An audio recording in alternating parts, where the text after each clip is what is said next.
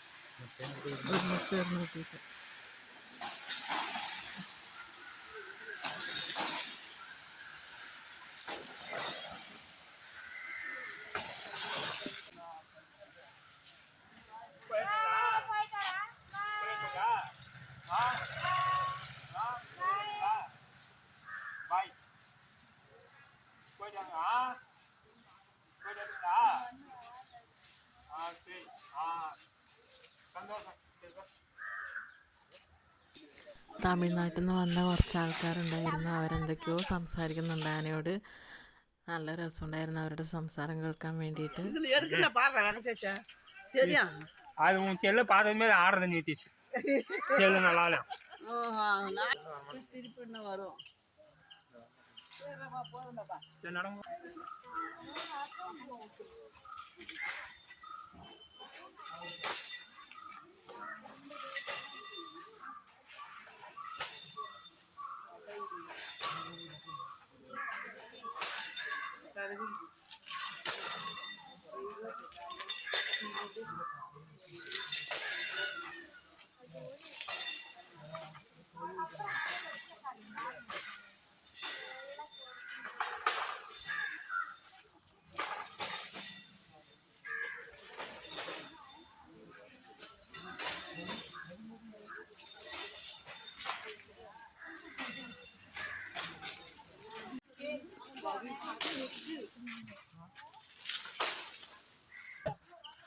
என்ன மனசுல Michael Jackson நினைப்பா உனக்கு? போதும் இடுப்பு சொல்லிக்கிட்டு போகுது. ഇതാ പോതാം. ഇതിൻ്റെ അപ്പുറത്ത് കുറച്ച് ആനകളുണ്ട്. അത് മതളകുന്ന ആനകളാണെന്നാണ് പറഞ്ഞത്.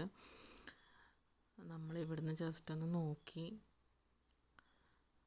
അങ്ങോട്ടേക്ക് പ്രവേശനമില്ല, ആൾക്കാർക്ക് പോകാൻ പറ്റില്ല. അങ്ങനെ ഞങ്ങൾ കുറേ ആനകളെയൊക്കെ കണ്ടു. നമ്മൾ നേരത്തെ പോയതുകൊണ്ടാണ് ഇങ്ങനെ ആനകൾ അങ്ങോട്ടും ഇങ്ങോട്ടും നടക്കുന്നതൊക്കെ കാണാൻ പറ്റിയത്. ആന കുളിക്കുന്ന സമയവും പന കൊണ്ടുപോകുന്ന സമയവും ഒക്കെ ആയതുകൊണ്ടാണ് ഇങ്ങനെ അടുത്ത് കാണാൻ പറ്റിയത്. ഇല്ലെങ്കിൽ ദൂരത്ത് നിന്ന് കാണേണ്ടി വരുമായിരുന്നു. അങ്ങനെ ഞങ്ങൾ കുറച്ച് വീഡിയോസും ഫോട്ടോസൊക്കെ എടുത്തു. കുറേ സമയം അവിടെ ഇരുന്ന് അവിടെ ചിലവഴിച്ചിരുന്നു. അങ്ങനെ ഞങ്ങൾ അവിടെ നിന്ന് ഇറങ്ങി അവിടുന്ന് ഐസ്ക്രീമൊക്കെ കഴിച്ച് കുറച്ച് സമയം അതിലേ നടന്നു. അങ്ങനെ ബസ് ഉണ്ടോ നോക്കാൻ വേണ്ടി ബസ് സ്റ്റോപ്പിലേക്ക് പോയി. അങ്ങനെ പെട്ടെന്ന് തന്നെ നമുക്ക് ബസ് കിട്ടിയിരുന്നു. ബസ്സിന് 10 രൂപയായുള്ളൂ കേട്ടോ ഒരാൾക്ക്. അങ്ങനെ ബസ്സിലാണ് ഞങ്ങൾ പോയത്. അങ്ങനെ ഞങ്ങൾ റൂമിലേക്ക് പോയി ഡ്രസ്സൊക്കെ പാക്ക് ചെയ്ത് വെച്ചു. 2:30ക്കാണ് പട്ടാമ്പിയിൽ നിന്ന് ട്രെയിൻ. അപ്പോൾ ഇവിടുന്ന് ബസ്സിന് പട്ടാമ്പിയിലേക്ക് പോകണം.